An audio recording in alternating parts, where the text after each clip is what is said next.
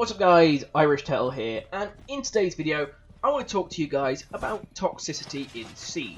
Just as a quick explanation to the gameplay in the background, this was a game against a toxic group of players who were just absolutely running their mouths, making unnecessary rude comments and stereotypes pretty much the entire game, and they were acting like stupid self-entitled children.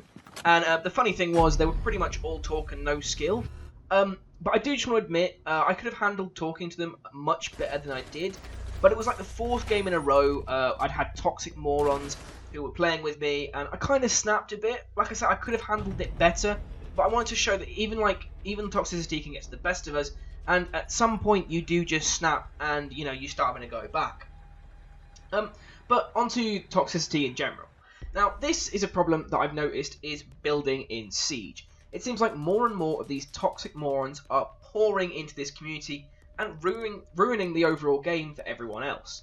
I have to say this is more of a problem on PC, but it is also a thing on console as well, as like over voice IP, same as it is on PC. I noticed the increase in this type of behaviour seemed to be around the time of the Starter Edition's release, when more and more young or non-serious players could get their hands on the game for cheap and essentially mess around. I mean, fair enough, the player base increased, but the downside to this is that the community essentially took a nosedive with it, and the amount of these types of moron players who come on and act like self-entitled, toxic little shits essentially increased exponentially in this time period. Now, before I give my full explanation of toxicity and what I think the main problems are and what I class it as, what I want you guys to do is comment below what you think could be classed as toxic behaviour, so I can have some other people's opinions. And I'd also like you to tell me how often you see it in your ranked bracket, as well as in casual games. Also, if you could let me know what region and platform you're on, that would be awesome too. Essentially, the reason for this is I want to find out how widespread this problem really is currently. If it, essentially, is it something that happens a lot? Is it something that's more to one region? Or is it just that I seem to get really unlucky with the players I'm grouped with? So let me know in the comments below. I am genuinely interested to hear your opinions. So, what do I class as toxic behaviour? Well, there are a few things.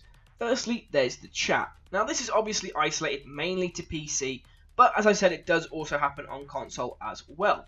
And what I mean by this is players who act like self-entitled children who think they can talk down to anyone and they can just be as offensive as they like. You know the type of players I mean, the ones that make unneeded racist jokes or remarks, offensive comments towards you and your playstyle, or jokes about where you come from. Even the players who are on your team and start shouting abusive things at you in-game, I just feel as though the whole lot of them need some sort of deterrent from Ubisoft, as this type of behaviour really shouldn't go unchecked, as it currently seems to be. Quite frankly, the uptick in the amount of players doing these sorts of things astounds me. I've noticed it's like 2 in every 10 games or so I play, I come across these types of horrible people who quite frankly should be removed from the game. And I know 9 times out of 10 they aren't dealt with, because I'll see them repeatedly across games, like for the rest of the day and the next couple of days. So I kind of know that Ubisoft aren't really dealing with it. Now I know Ubisoft have a section of the Code of Conduct for people like this, where they say they will get rid of people who are toxic, but I can't say I've seen this sort of thing actually enforced. I could be wrong, but from what I've seen, most people seem to get away with it. I feel as though Ubisoft need to improve their report system as a whole so that we can report people for offensive chat, or they need to add a feature where you can mute both a player's microphone and what they can put in chat, because the current chat mute system on PC essentially blocks out the entire chat, or you can have the chat on. That's pretty much it. And a lot of us rely on the chat for team callouts for those people that don't use their microphones. So it doesn't really strike a good balance, as you have to choose between information from your team and abuse, or no abuse and no information from your team. I just think, as a whole, Ubisoft needs to step up their way of dealing with the toxic chat in Siege and start banning those players. I do just want to point out, for those of you I can already see typing in the comments, I'm not saying the odd bit of trash talk should get people banned, because we all do that from time to time. For example, even sometimes after I've had a run of bad games, I might end up calling somebody a gobshite or a shit player, or just useless to the team.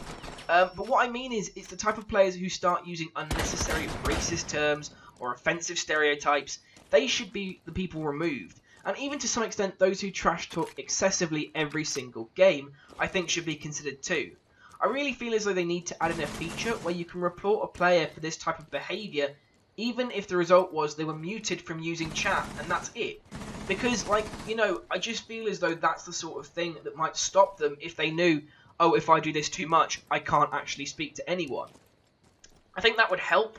Obviously, the issue is that you lose that level of communication that Siege requires, but it's one of those things of how else do you deal with these types of toxic chat players? Thankfully, obviously, we do have the mute button to deal with offensive teammates, but even then still, they could then move it into the chat or send you messages. It doesn't really stop them, and I think Siege needs to introduce a new system for dealing with these types of players. Now, along with chat, there are also other forms of toxic behaviour that we see on a regular basis, and that I've noticed have been increasing as well. And these are more to do with how these types of players act and play. The amount of players team killing seems to still be at a stupidly high rate, even though Ubisoft have implemented their ban policy. One of the main issues I think with this is that because of the starter edition, these types of players who find it fun or funny to team kill essentially could buy a load of cheap copies of the game and abuse other players with little to no consequence, because, you know, it meant they could just jump onto another account, do it again, or jump back onto a main account when they don't do it, and then, you know, they just get away with it. Because seriously, the level of team killing in this game has just become absolutely ridiculous. The amount of people complaining about it, seeing it in games, it's become a bit of a joke, really, and it seems as though they haven't really done anything. Yes, sometimes team killing is an accident, but it seems as though there are more deliberate team kills than we've seen in a long time. I think there needs to be something to stop this type of behaviour more than what they currently have in place, and I think I may have actually come up with some sort of a solution. I believe Ubisoft needs to add in the forgive or kick option to team killers. So when someone team kills you, you can watch the replay, and if it was deliberate, choose to kick them, and if it was an accident, forgive them. The reason I think this would work is because not only does it mean the team killer gets kicked as they deserved, the group of stacked team killers who hold majority sometimes no longer have the chance to veto a kick on their friend. Essentially what I mean is when a group of players all come in together and they go, oh, we're going to team kill, each one of us are going to do it every so often, and when they try and kick us, we're going to say no so we can keep going. Essentially what this system would do is give the victim of a team kill more of a chance to fight back against a stacked team of idiots. And then obviously they could keep their strikes policy in place with Ubisoft, and if a player is kicked often, they would then get banned for a certain amount of time. If they kept doing it, they'd get permanently banned. I think this would be a really good system for stopping team killing, but let me know your thoughts on that as well. I do obviously note that there would be issues, such as things like teammates deliberately suiciding to kick you out. But as a whole, I think this system would work really well as a way of actually kicking off team killers who like to do it often. Obviously, you'd have to say things like if someone gets team killed, they can't be vote kicked for a certain amount of time because somebody might team kill and then they'll all vote kick. But as a whole, I think this forgive or kick system would be a really good implementation. And then the final form of toxicity. Now, this is probably the hardest to deal with, and it's the hardest to sort of identify and also know what you're going to do about it. This is essentially the players that throw games or act against the rest of the team.